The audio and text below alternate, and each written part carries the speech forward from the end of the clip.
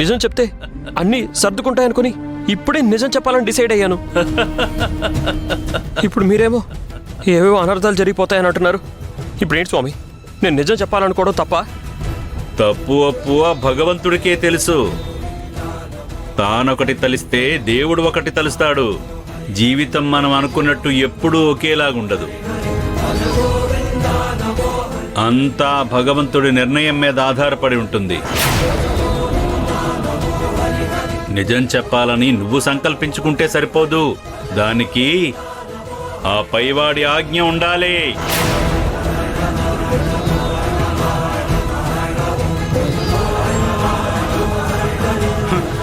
ఇప్పుడు నిజం చెప్తే మాత్రం సంసారం అల్లకల్లోలం అవుతుంది.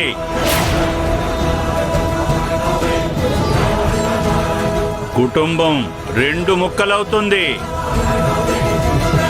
ఇది మాత్రం తథ్యం.